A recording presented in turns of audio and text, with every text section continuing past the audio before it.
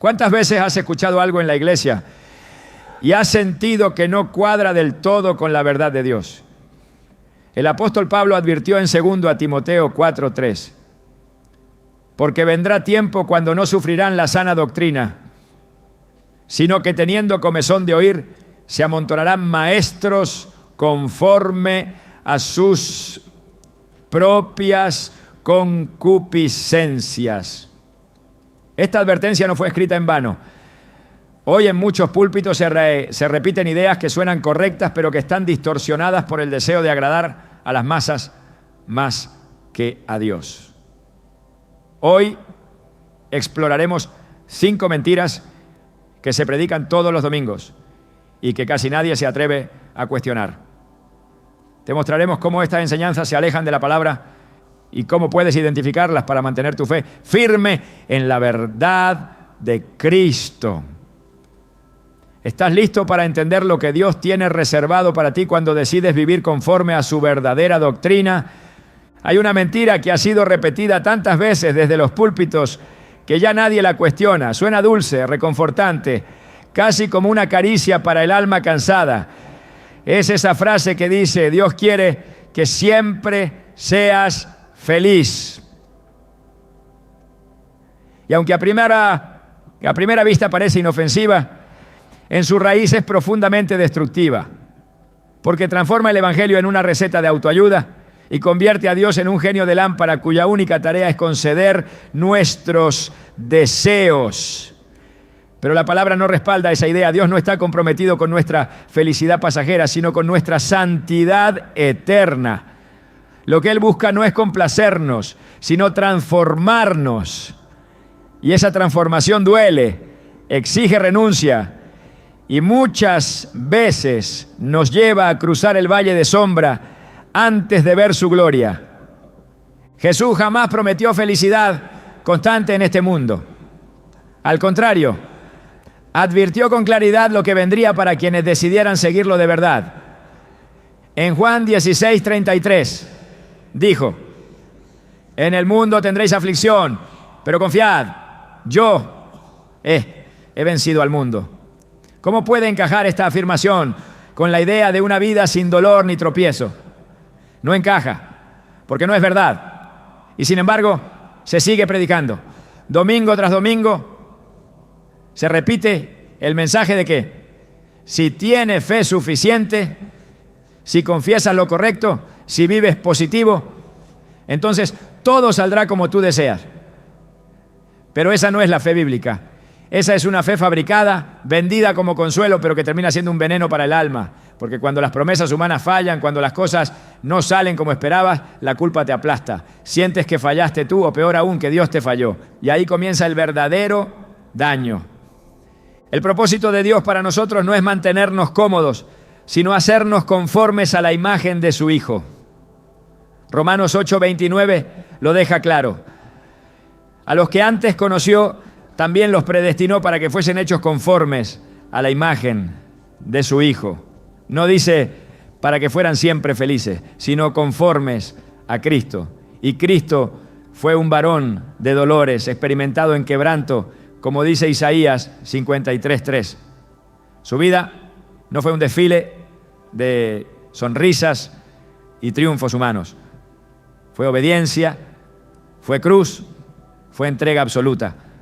¿Cómo entonces podríamos nosotros aspirar a un camino diferente?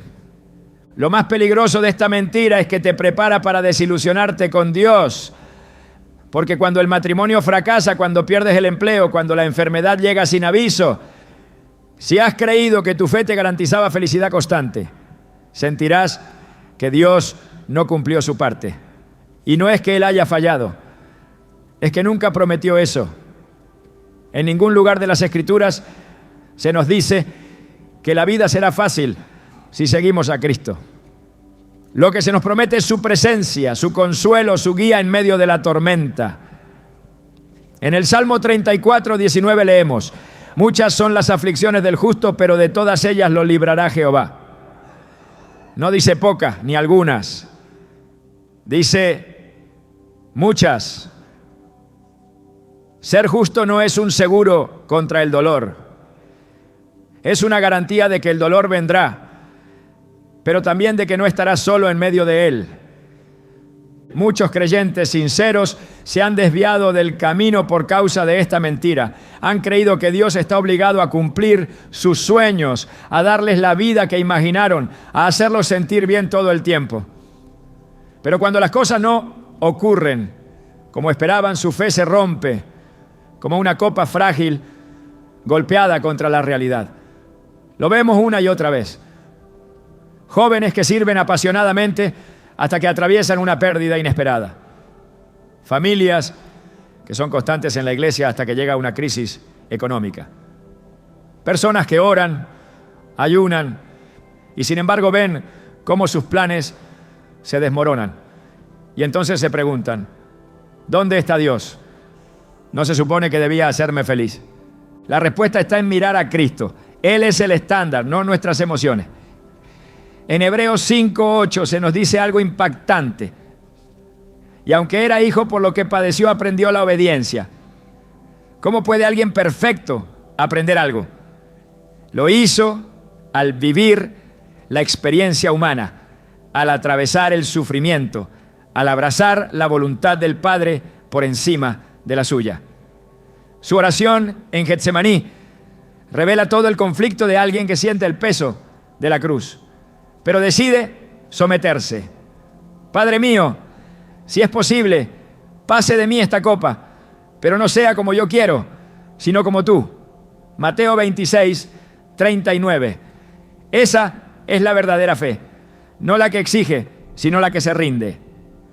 Cuando predicamos que Dios quiere que siempre sea feliz, estamos ofreciendo un evangelio sin cruz. Y un evangelio sin cruz no tiene poder. Pablo lo dijo con firmeza en 1 Corintios 1:18. La palabra de la cruz es locura a los que se pierden, pero a los que se salvan, esto es, a nosotros, es poder de Dios. Es en la cruz donde encontramos redención, propósito, sentido, no en la búsqueda obsesiva de bienestar. El bienestar que Dios ofrece no siempre se ve en lo externo. A veces es la paz que sobrepasa todo entendimiento mientras lloras en silencio. A veces es la fuerza para no rendirte cuando todo dentro de ti grita que no puedes más. A veces es el consuelo inexplicable que te visita cuando todos te han dejado. Miremos la historia de José, vendido por sus hermanos, olvidado en la cárcel, traicionado por aquellos que prometieron ayudarlo. ¿Dónde estaba la felicidad prometida? No la había, pero había propósito. Y en medio de la oscuridad, Dios estaba obrando un plan más grande que cualquier comodidad temporal. Cuando finalmente José se reencontró con sus hermanos, declaró con una madurez espiritual impresionante: vosotros pensasteis mal contra mí, mas Dios lo encaminó a bien. Génesis 50:20. ¿Cuántos de nosotros tenemos esa perspectiva cuando todo parece ir mal? Solo aquellos que han sido formados en el quebranto pueden reconocer la mano de Dios detrás del dolor. Incluso Pablo, el gran apóstol, cuya fe es incuestionable, vivió constantes sufrimientos. En 2 Corintios 11 detalla todo lo que padeció: azotes, cárceles, naufragios, peligros, hambre, frío. ¿Diríamos que su vida fue feliz en términos humanos? No, pero fue plena, fue significativa, fue usada por Dios para cambiar la historia del cristianismo. Y aún en su debilidad encontró la gracia suficiente. En 2 Corintios 12:9, después de pedirle al Señor que le quitara un aguijón que lo afligía, recibió esta respuesta: bástate mi gracia, porque mi poder se perfecciona en la debilidad. Y su respuesta fue: por tanto, de buena gana, me gloriaré más bien en mis debilidades, para que repose sobre mí el poder de Cristo, ¿no? Este mensaje no es fácil de predicar, no llena estadios, no promete riquezas instantáneas ni soluciones mágicas, pero es verdad, y solo la verdad puede hacernos libres. En Juan 8:32 Jesús dijo: y conoceréis la verdad, y la verdad os hará libres, libres de falsas expectativas, libres de una fe infantil que solo busca beneficios, libres de la frustración que nace al exigirle a Dios algo que nunca prometió. Cuando entiendes que Dios no está comprometido con tu felicidad momentánea, sino con tu eternidad, todo cambia. Aceptas las pruebas como parte de tu formación. Ves el desierto no como castigo, sino como entrenamiento. Y aprendes a valorar más su presencia que su provisión.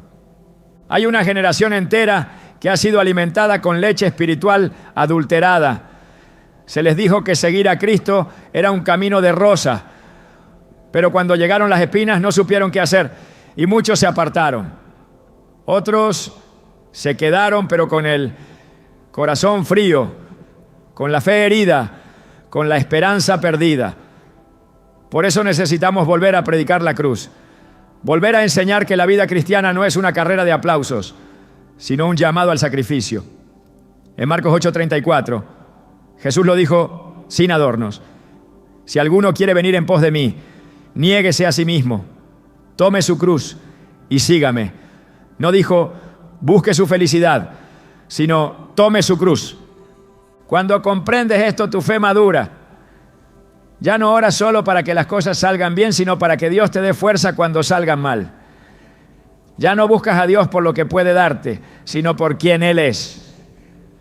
Y ahí comienza la verdadera felicidad, no la que depende de las circunstancias, sino la que brota de una relación íntima con el Padre. Esa es la felicidad que no se vende, que no fluctúa con el estado de ánimo, que no se rompe ante las malas noticias.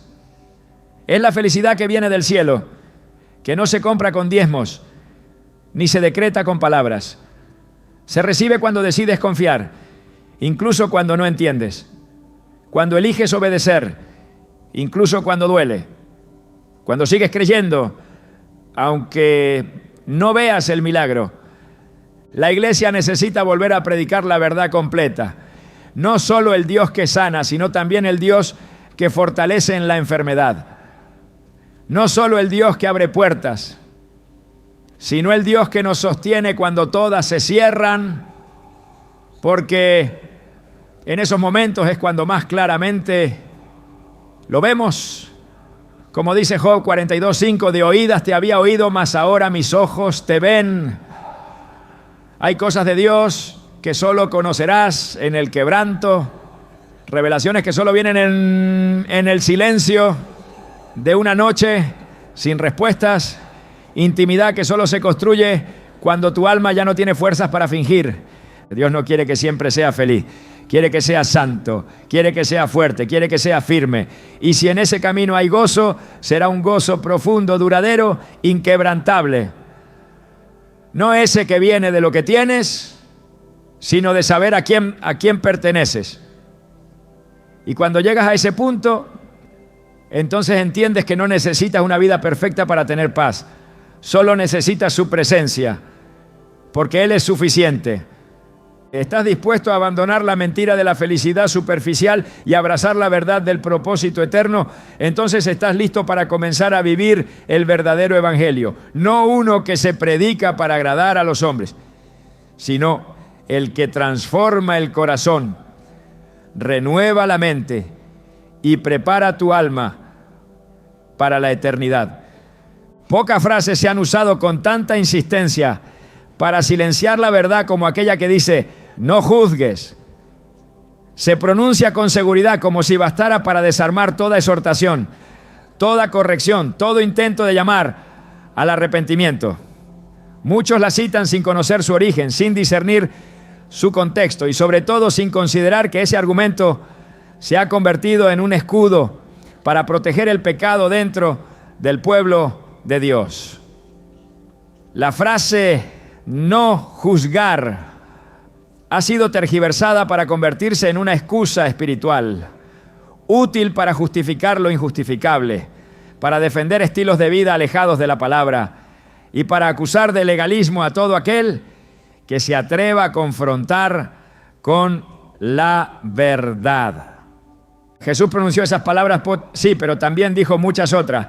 En Mateo 7:1 leemos, no juzguéis para que no seáis juzgados, Pero el versículo no termina ahí. En los versículos siguientes, Jesús no prohíbe el juicio en sí, sino el juicio hipócrita, el juicio injusto, el juicio arrogante. De hecho, en ese mismo capítulo el Señor enseña cómo discernir a los falsos profetas por sus frutos. Y para hacer eso, inevitablemente se requiere juicio. En el versículo 16 dice, por sus frutos los conoceréis.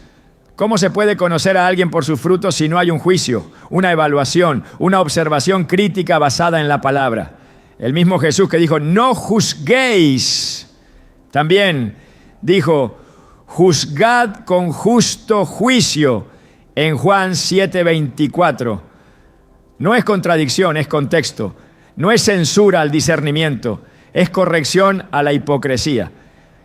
En nuestros días, el temor a ser vistos como intolerantes ha hecho que muchos ministros y creyentes guarden silencio frente al pecado. Se han convencido de que juzgar es pecar, cuando en realidad la Escritura llama a los santos a ejercer juicio espiritual. En 1 Corintios 2:16 Pablo afirma, el espiritual juzga todas las cosas. Y más adelante en 1 Corintios 5:12 reprende a la iglesia por no juzgar a quienes están dentro de la congregación viviendo en pecado. ¿No juzgáis vosotros a los que están dentro? Pregunta con firmeza. El apóstol no está hablando de juzgar según opiniones humanas, sino según los principios eternos del Evangelio. El juicio justo es una manifestación del amor verdadero. Ignorar el pecado por miedo a incomodar no es compasión, es cobardía espiritual. En Ezequiel 3:18 a 19, Dios pone una responsabilidad ineludible sobre el centinela. Cuando yo dijere al impío, de cierto morirás, y tú no le amonestares ni le hablares, el impío morirá por su maldad, pero su sangre demandaré de tu mano. El silencio culpable es juzgado por Dios, porque no advertir al impío no lo libera, lo condena, y al que calla lo hace cómplice. No juzgar jamás se ha convertido en un refugio cómodo para la tibieza, pero ese refugio será destruido cuando la verdad resplandezca con toda su luz. Cuando se reemplaza la verdad por la aceptación sin límites, se levanta una iglesia sin santidad. Una iglesia que ha olvidado que la luz no pacta con las tinieblas, que el amor sin verdad es falso y la misericordia sin justicia es una deformación del carácter de Dios. En Proverbios 27, 5 a 6 leemos, mejor es reprensión manifiesta que amor oculto. Fieles son las heridas del que ama, pero importunos los besos del que aborrece. Amar no es aprobarlo todo. Amar es decir la verdad, incluso cuando duele. Es señalar lo que está mal, no para condenar, sino para restaurar. Jesús nunca toleró el pecado, perdonó al pecador, sí, pero siempre con el llamado claro al arrepentimiento. En Juan 8, después de liberar a la mujer sorprendida en adulterio de la condena de sus acusadores, le dijo, vete y no peques más. No la humilló, no la despreció, pero tampoco le dijo que su estilo de vida estaba bien. La confrontó con gracia, pero también con firmeza. La cultura actual nos quiere convencer de que todo juicio es odio, que toda corrección es fanatismo, que todo desacuerdo es intolerancia.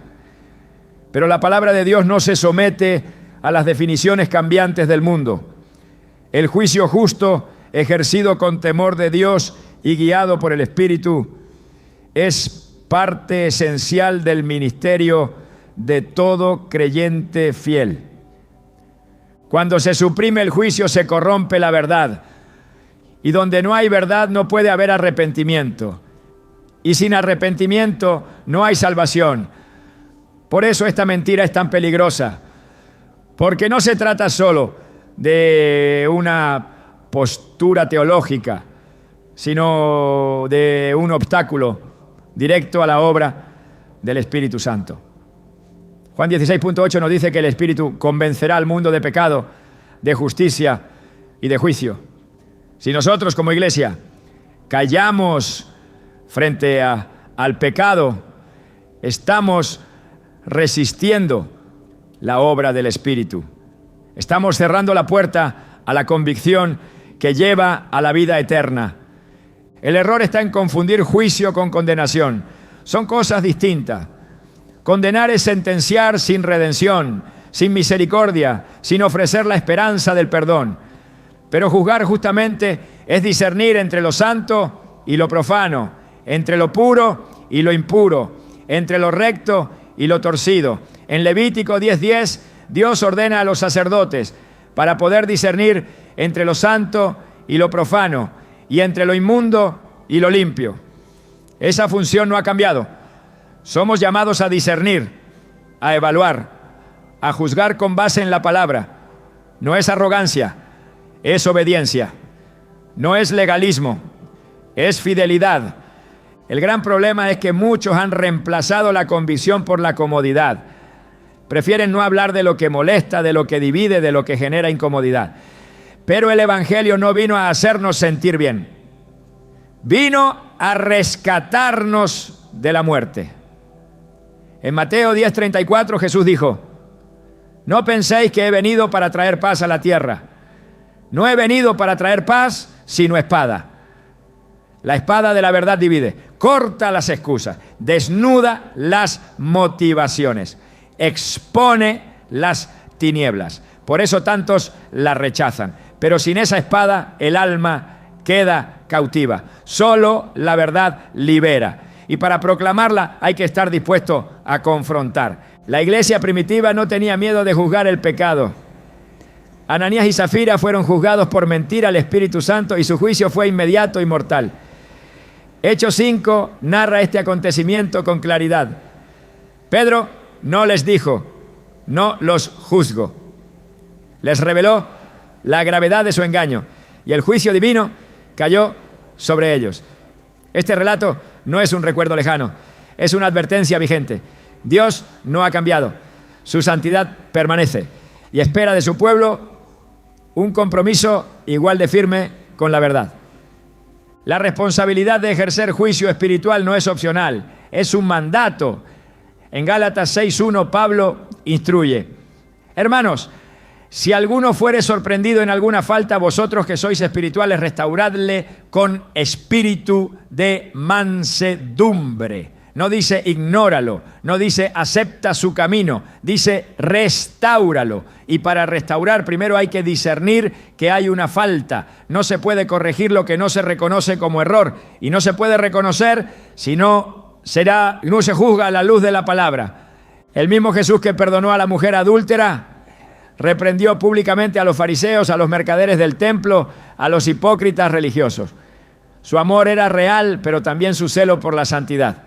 Su gracia no anulaba, su justicia la complementaba. Por eso, el amor verdadero no calla. Habla con autoridad, con compasión, con verdad. No para herir, sino para sanar. No para destruir, sino para reconstruir lo que ha sido torcido por el engaño del pecado. Cuando en una congregación se deja de juzgar lo que claramente contradice la palabra, esa congregación comienza a morir espiritualmente. La palabra deja de ser la norma y la opinión se convierte en doctrina. El púlpito se vuelve un escenario de entretenimiento, no un altar de consagración. Los líderes temen más al escándalo público que al juicio de Dios. Y el resultado es una generación débil, confundida, incapaz de distinguir entre lo verdadero y lo falso. Dios no está buscando una iglesia popular, está buscando una iglesia santa. Y la santidad requiere separación. En 2 Corintios 6:17, el llamado es claro: salid de en medio de ellos y apartaos, dice el Señor, y no toquéis lo inmundo, y yo os recibiré. No se puede abrazar la santidad sin rechazar el pecado. No se puede seguir a Cristo y seguir justificando lo que Él vino a destruir. No se puede ser luz si se decide vivir en sombras. El juicio justo no es una amenaza, es una advertencia llena de amor. Cuando un padre corrige a su hijo, no lo hace porque lo odia, sino porque lo ama y quiere protegerlo. Hebreos 12:6 lo dice claramente: porque el Señor, al que ama, disciplina y azota a todo el que recibe por hijo. Si Dios nos disciplina, ¿cómo no habremos de exhortarnos unos a otros en la verdad? Callar frente al pecado no es piedad, es traición a la verdad. Decir que no se puede juzgar es cerrar la puerta a la corrección, al arrepentimiento y a la vida eterna. La iglesia que no juzga con justo juicio no está amando, está abandonando. Y el juicio que Dios ejercerá será mucho más severo con aquellos que, sabiendo la verdad, la ocultaron por temor, por conveniencia o por aceptación humana. Es tiempo de recuperar el discernimiento espiritual, de volver a predicar todo el consejo de Dios, de amar tanto a las almas que estemos dispuestos a hablar la verdad aunque no agrade. Porque sólo así se honra a Cristo, sólo así se edifica el cuerpo, sólo así se salva el alma. Una de las distorsiones más sutiles y peligrosas que se ha infiltrado en la predicación contemporánea es la idea de que podemos obtener cualquier cosa simplemente declarándola con nuestra boca. Esta enseñanza se ha vuelto popular porque apela al deseo humano de control, poder y resultados inmediatos. Se ha convertido en una fórmula espiritual que promete acceso directo a bendiciones materiales, salud instantánea, éxito garantizado y respuestas automáticas, como si la fe bíblica fuera un atajo para manipular la realidad según la voluntad del creyente. Sin embargo, esta doctrina no solo carece de respaldo bíblico verdadero, sino que también atenta directamente contra el carácter soberano de Dios. Quienes propagan esta enseñanza suelen utilizar frases como decláralo y será tuyo, lo que confieses con tu boca se manifestará, o habla vida y la vida vendrá. Pero estas expresiones, aunque revestidas de espiritualidad porque son en realidad una reinterpretación superficial y descontextualizada de ciertos pasajes bíblicos, especialmente de Proverbios 18:21, donde se dice: la muerte y la vida están en poder de la lengua.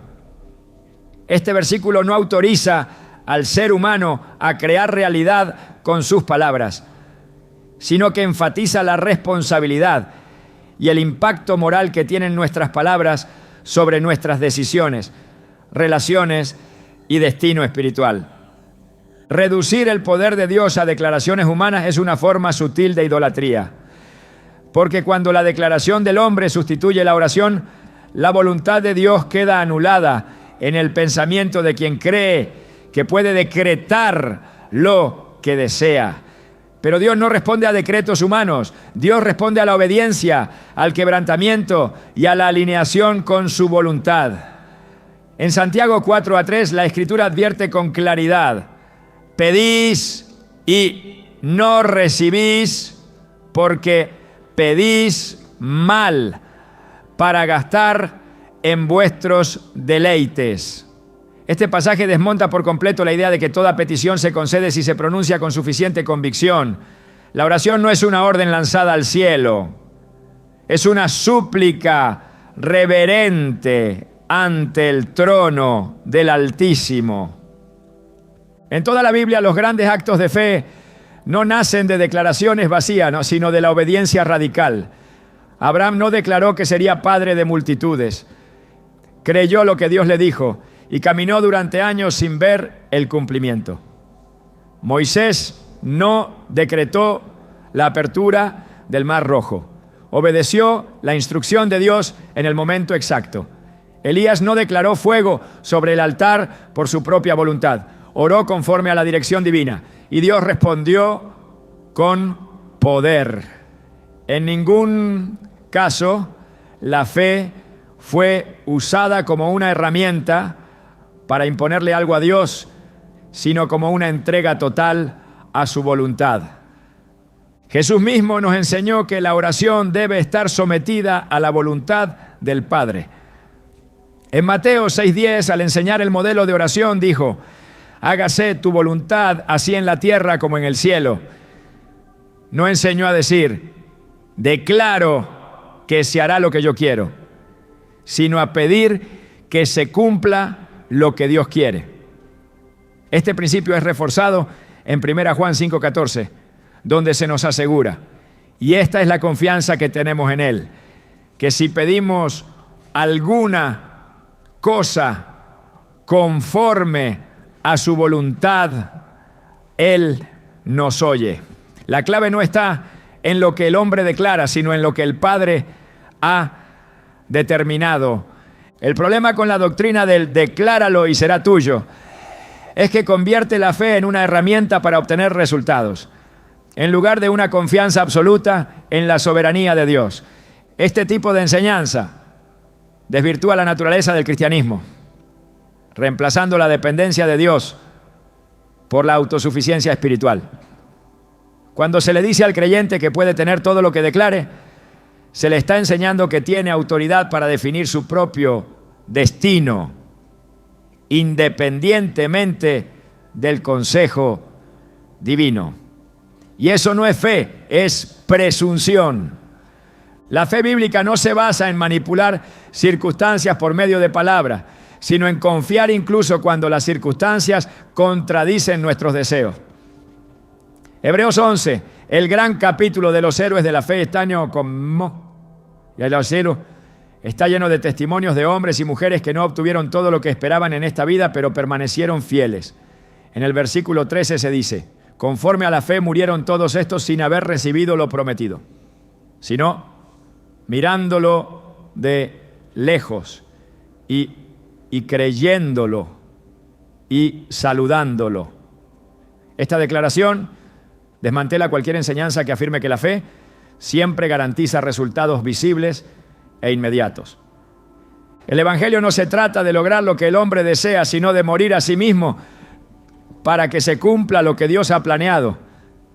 Jesús dijo en Lucas 9:23: si alguno quiere venir en pos de mí, niéguese a sí mismo, tome su cruz cada día y sígame.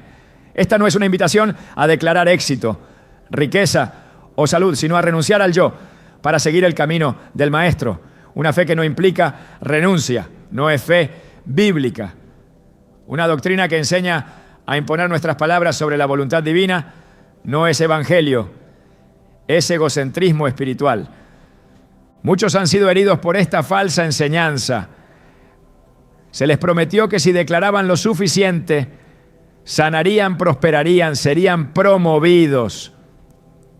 Pero cuando nada de eso ocurrió, comenzaron a culparse por no tener fe suficiente. Y esa culpa ha apagado su gozo, debilitado su relación con Dios y sembrado confusión en su alma. La fe no es una fórmula de control espiritual, es una rendición profunda a la voluntad de Dios, incluso cuando no la comprendemos del todo. En Romanos 12:2 se nos exhorta a renovar nuestra mente para comprobar cuál sea la buena voluntad de Dios, agradable y perfecta. No dice que nuestra declaración definirá la realidad, sino que mediante una mente transformada podremos reconocer los caminos de Dios. El poder está en la palabra de Dios, no en las palabras del hombre. En Isaías 55:11, el Señor declara: así será mi palabra que sale de mi boca, no volverá a mí vacía, sino que hará lo que yo quiero y será prosperada en aquello para que la envié. Es su palabra la que tiene poder creativo, transformador, eterno. Cuando un creyente declara algo alineado con su palabra, lo que está haciendo no es crear realidad, sino ponerse en acuerdo con la voluntad divina ya establecida. La autoridad no está en repetir frases, ¿no?, sino en caminar conforme al Espíritu. El modelo de oración en el Nuevo Testamento es uno de dependencia, humildad y búsqueda de la dirección divina. En Filipenses 4, 6 a 7 se nos instruye: por nada estéis afanosos, sino sean conocidas vuestras peticiones delante de Dios en toda oración y ruego, con acción de gracias. No se nos dice que decretemos resultados, sino que llevemos nuestras necesidades con humildad y gratitud. Y la promesa no es que recibiremos exactamente lo que pedimos, sino que la paz de Dios, que sobrepasa todo entendimiento, guardará vuestros corazones. La paz es la respuesta que viene cuando descansamos en el plan de Dios, no cuando intentamos imponerle el nuestro. Esta mentira predicada desde muchos púlpitos ha reemplazado el poder de la intercesión por el entusiasmo de la autosugestión. Se ha enseñado que lo que se necesita es confesarlo, proclamarlo, visualizarlo, como si se tratara de un método psicológico más que de una relación con un Dios soberano.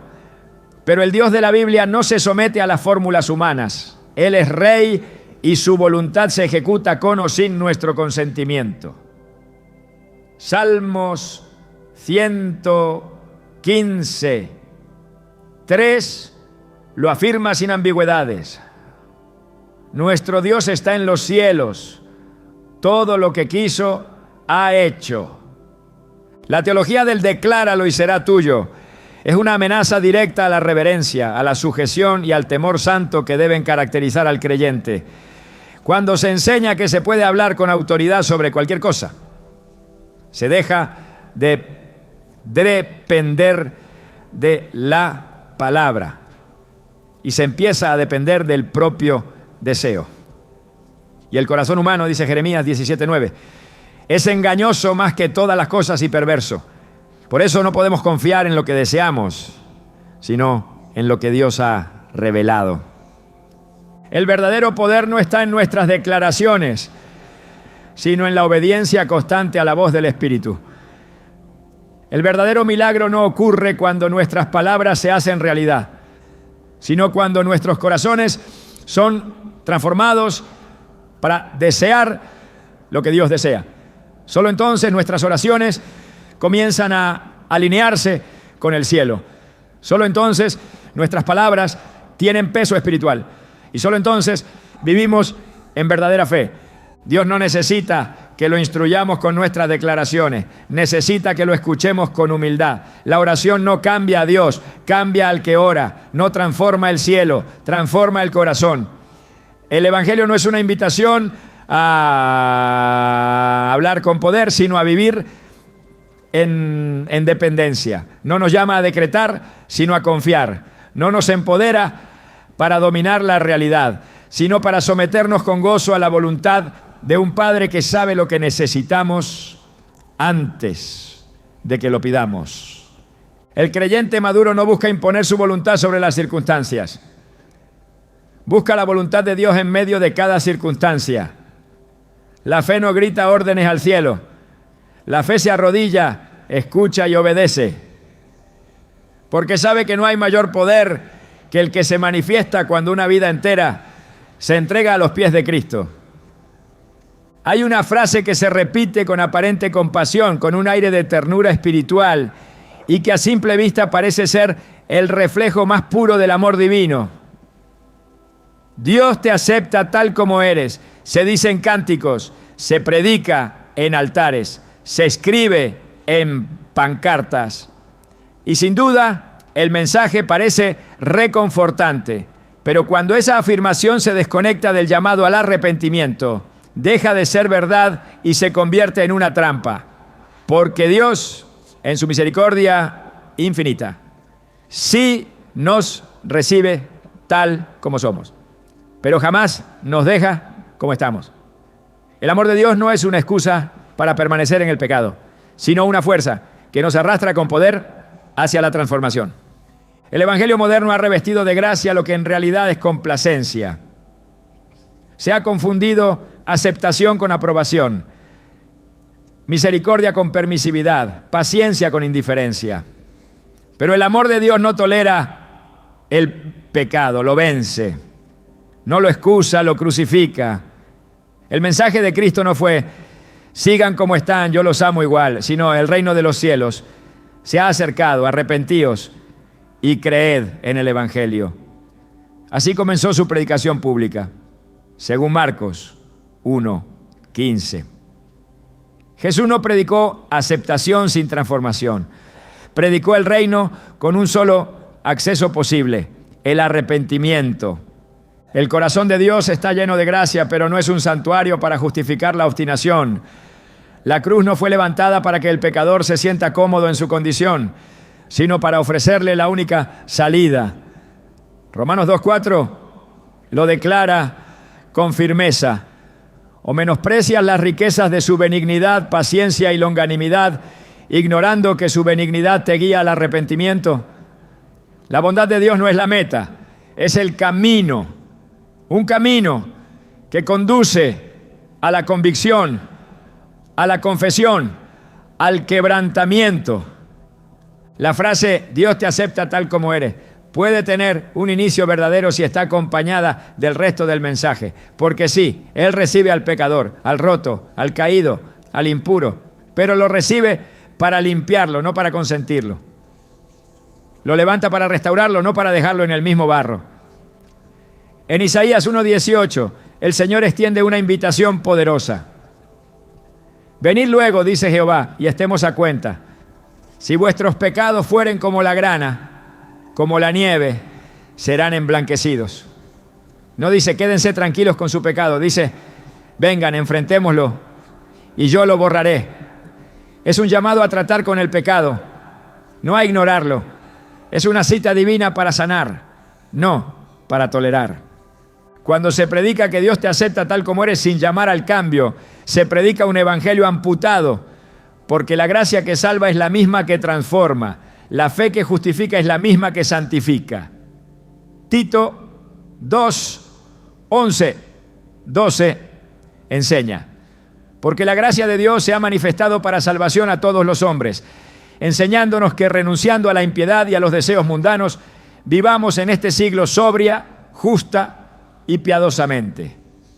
Esta es la evidencia de una gracia genuina. No permite que el hombre permanezca igual. Lo sacude, lo instruye, lo confronta y lo conduce a una vida nueva. La aceptación de Dios no es la validación del estilo de vida que llevamos antes de conocerlo. Es el comienzo de una obra que nos despoja de todo lo que no se parece a Cristo. Segunda de Corintios 5:17.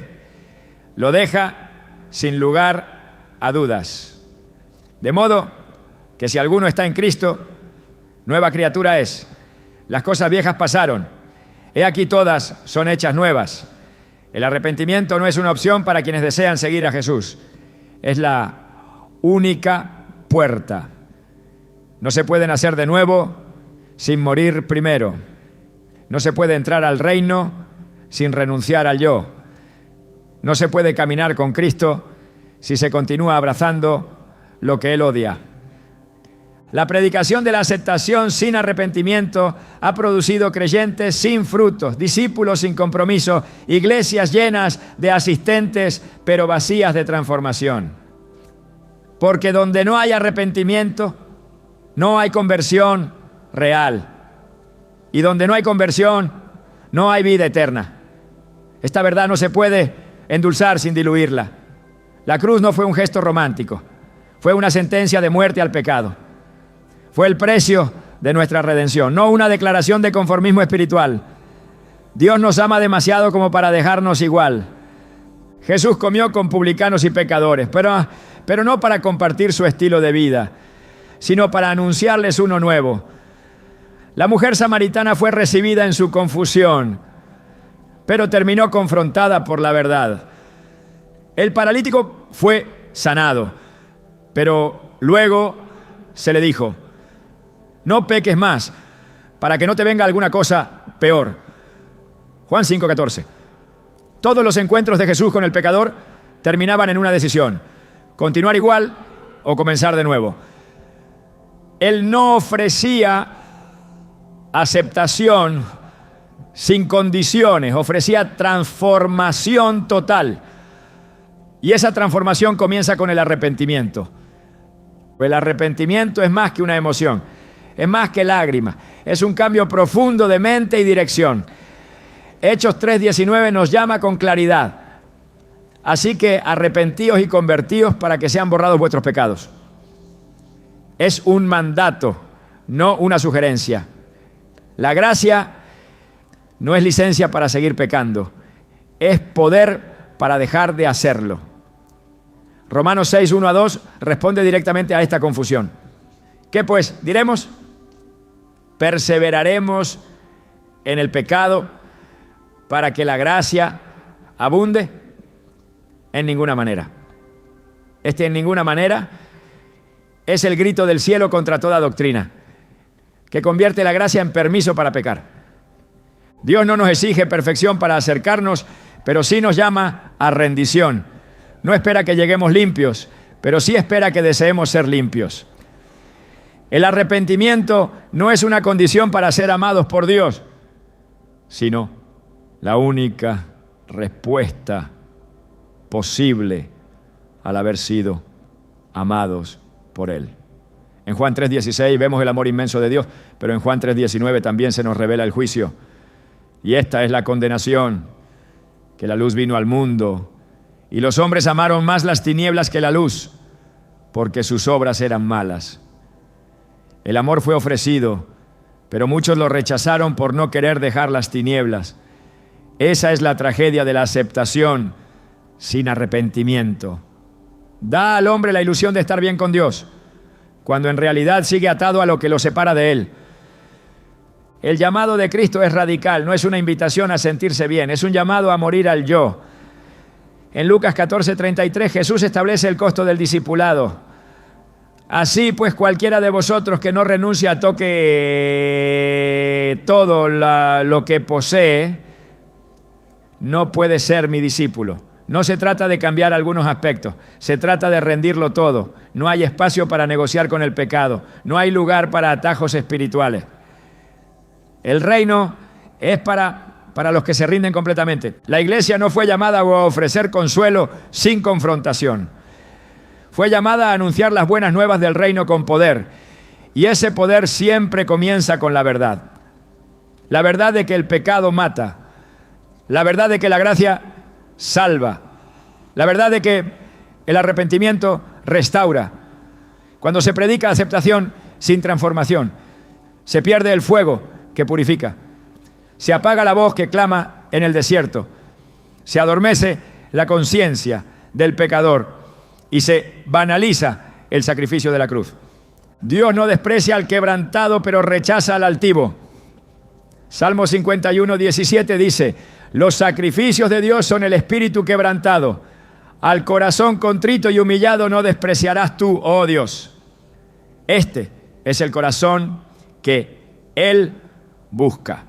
No el que se justifica, no el que se esconde tras frases vacías, no el que se abraza a sí mismo en su pecado, sino el que reconoce su necesidad desesperada de gracia y se lanza a los pies del Salvador sin reservas.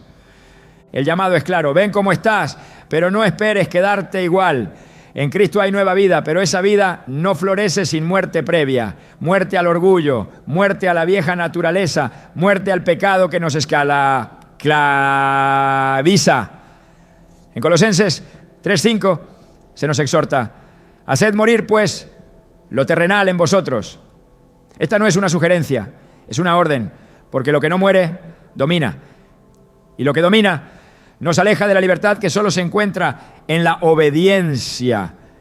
El arrepentimiento no es un evento aislado, es una postura constante del corazón, es vivir con los ojos fijos en la santidad de Dios y reconocer cada día cuán lejos estamos de ese estándar, pero también cuán cerca podemos estar si permanecemos en Él.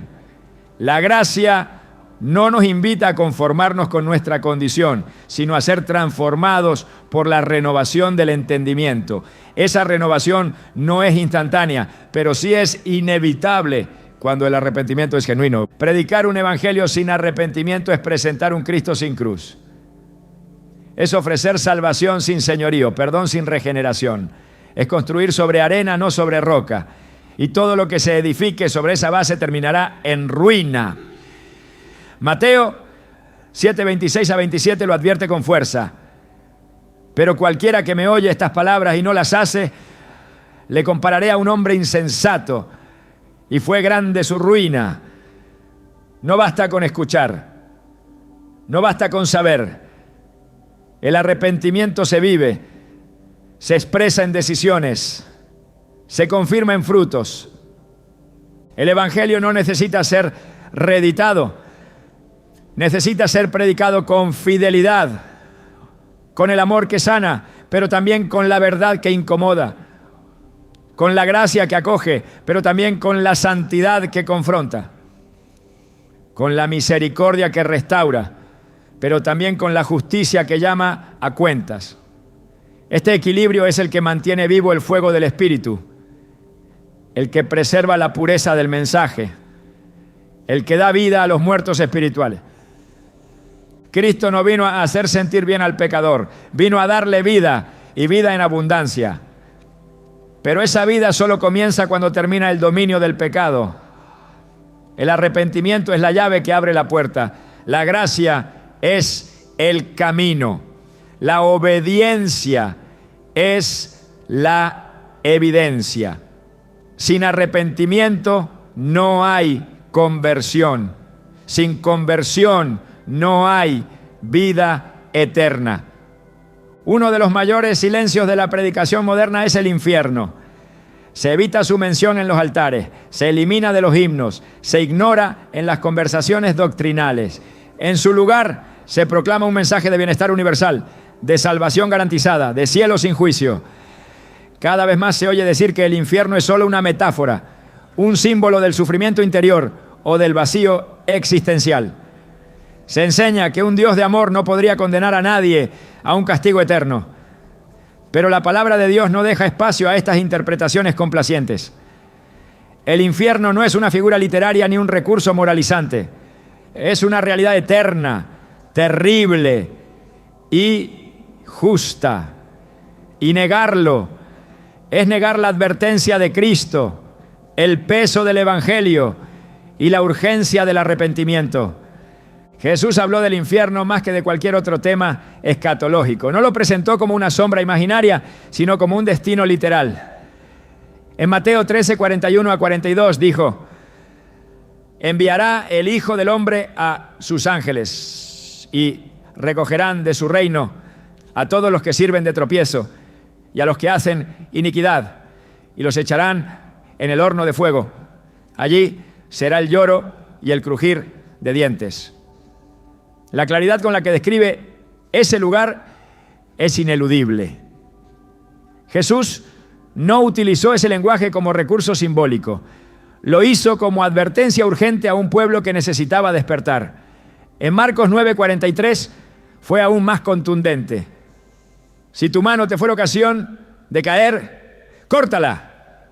Mejor te es entrar en la vida manco que teniendo dos manos ir al infierno, al fuego que no puede ser apagado. Negar la existencia del infierno es vaciar de sentido el sacrificio de la cruz. Si no hay condenación, ¿de qué fuimos salvos? Si no hay juicio eterno, ¿por qué el Hijo de Dios llevó sobre sí el castigo de nuestras transgresiones? La cruz no fue un gesto simbólico, fue la respuesta divina al horror del pecado. Fue el rescate del alma condenada. Isaías 53:5 lo declara con precisión. Mas él herido fue por nuestras rebeliones, molido por nuestros pecados. El precio que se pagó no tiene sentido si el castigo no era real. La redención solo tiene valor cuando comprendemos de qué fuimos librados, y lo que está en juego no es una metáfora, es la eternidad. En Apocalipsis 20:15 se describe con solemnidad el juicio final. Y el que no se halló inscrito en el libro de la vida fue lanzado al lago de fuego. Esta declaración no permite reinterpretaciones blandas. El lenguaje es definitivo. Hay un destino eterno para el alma que rechaza la gracia de Dios. Y ese destino es separación total, sufrimiento sin alivio, justicia sin apelación. Esta doctrina no es producto del temor humano, es parte integral del consejo de Dios. No se puede predicar el cielo sin advertir del infierno. No se puede hablar del amor de Dios sin proclamar también su santidad. Porque un amor que no advierte del peligro es un amor falso. Un padre que ama a su hijo no solo lo consuela, también lo corrige. Y nuestro Padre Celestial, en su misericordia, nos ha advertido con claridad. El infierno no es una amenaza para manipular la conducta, es una realidad que debe producir reverencia. Hebreos 10:31 lo dice sin rodeos. Horrenda cosa es caer en manos del Dios vivo. Esta no es la voz de un predicador legalista, es la voz de la Escritura misma. En 2 Tesalonicenses 1:8-9 se nos recuerda que el Señor vendrá en llama de fuego para dar retribución a los que no conocieron a Dios, ni obedecen al Evangelio de nuestro Señor Jesucristo, los cuales sufrirán pena de eterna perdición, excluidos de la presencia del Señor. Esta exclusión eterna no es castigo arbitrario, es la consecuencia inevitable de rechazar la única fuente de vida. La separación no es impuesta, es elegida por quien voluntariamente desprecia el llamado de gracia. Muchos han sustituido el temor de Dios por un sentimentalismo superficial. Prefieren un mensaje cómodo, que no desafíe, que no inquiete, que no exija transformación. Pero el verdadero evangelio no tranquiliza al alma endurecida. La despierta, la sacude, la confronta con la realidad de la muerte eterna para que corra hacia la vida verdadera. En Proverbios 14:12 se nos advierte: hay camino que al hombre le parece derecho, pero su fin es camino de muerte. El infierno no es una exageración, es el destino de todo aquel que insiste en caminar separado de Dios. El hombre no cae allí por accidente, sino por elección persistente.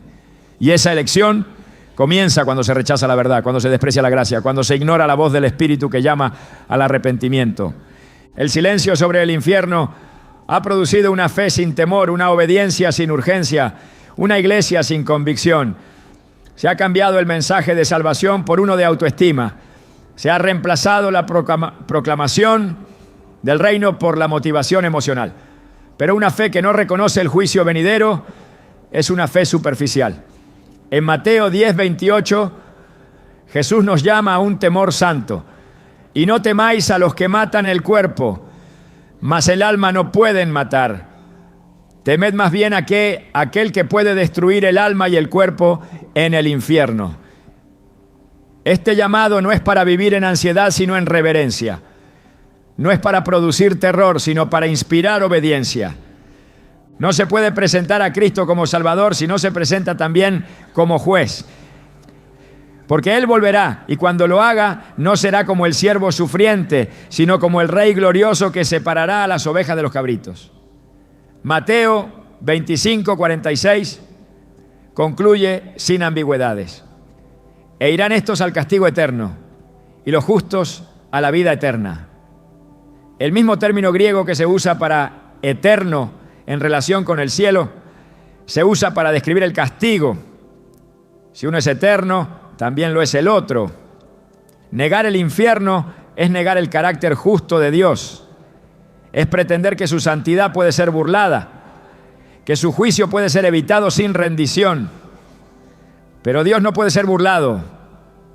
Gálatas 6:7 lo afirma con autoridad. Todo lo que el hombre sembrare, eso también segará. El infierno es real no para atormentar con miedo, sino para mover a la urgencia.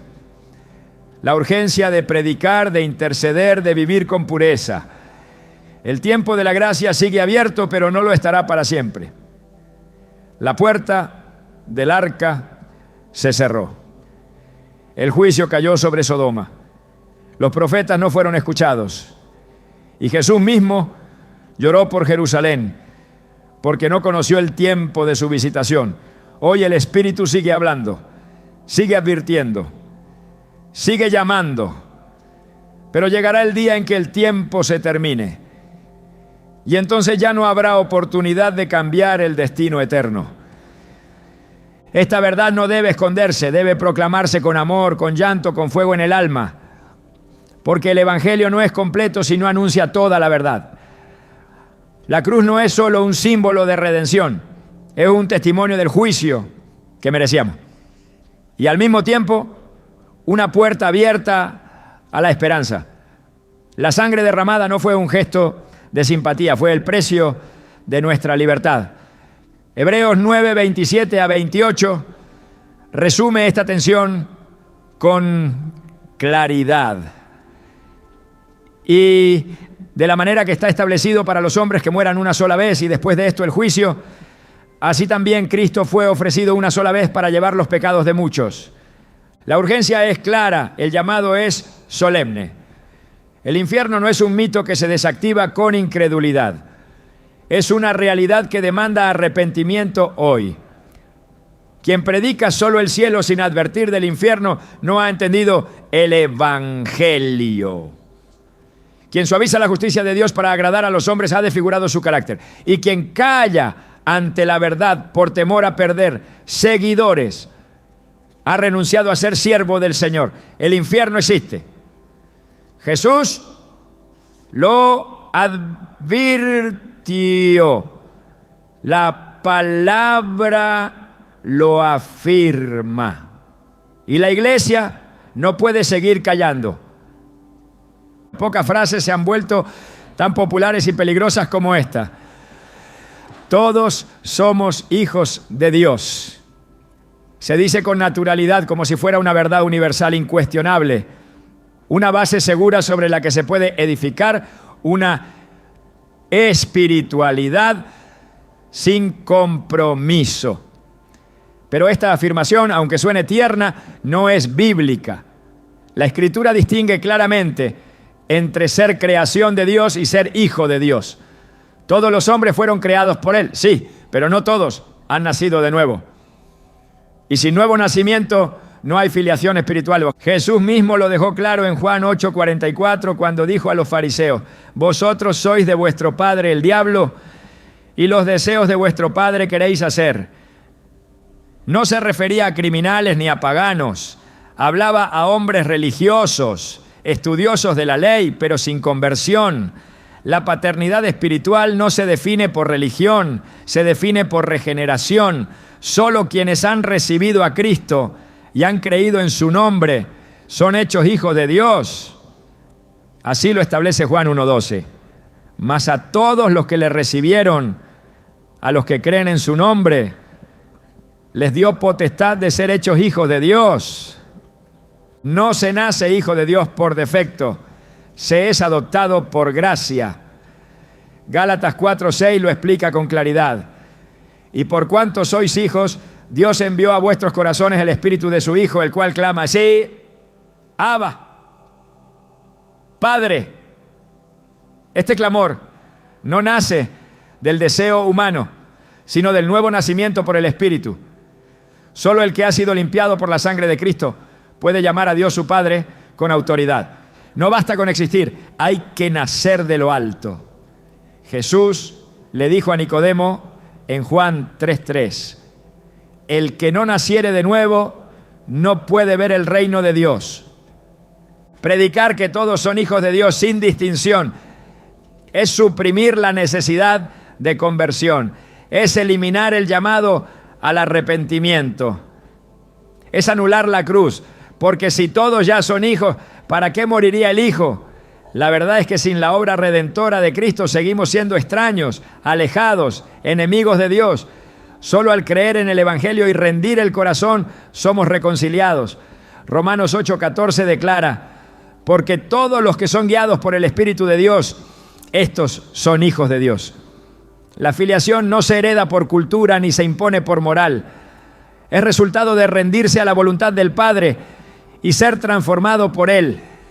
El mensaje de Cristo no fue que todos ya son parte de la familia, sino que hay un camino abierto para hacerlo. Ese camino es estrecho, exige entrega, pero conduce a la vida. Solo en Él se recibe el derecho de ser llamado hijo. No por mérito, sino por gracia, no por religión, sino por redención, no por existencia, sino por fe viva. Hemos desmantelado 5 mentiras que semana tras semana siguen plantándose en corazones hambrientos de verdad. Pero más allá del error doctrinal, lo verdaderamente alarmante es cómo estas distorsiones han producido una generación incapaz de discernir, insensible al pecado y conformada con una fe sin raíces. Esta conclusión no es solo el cierre de un mensaje, es una alarma encendida para el cuerpo de Cristo. Porque cuando la mentira se convierte en rutina, la verdad comienza a parecer radical. Cuando el evangelio se diluye en frases agradables, lo que se pierde no es solo doctrina, sino almas. Hoy más que nunca Dios está llamando a hombres y mujeres que no solo escuchen bien, sino que se levanten con celo por su palabra. No para contender, sino para restaurar. No para señalar, sino para edificar. No para impresionar, sino para obedecer. La verdad nunca necesitará adornos, pero sí necesita testigos. Y si tú has visto lo que está mal, entonces ya sabes que no fuiste llamado a callar. La iglesia no fue enviada a complacer al mundo. Fue enviada a confrontarlo con amor y a proclamar sin temor lo que el cielo ya ha dicho. ¿Estás listo para ser esa voz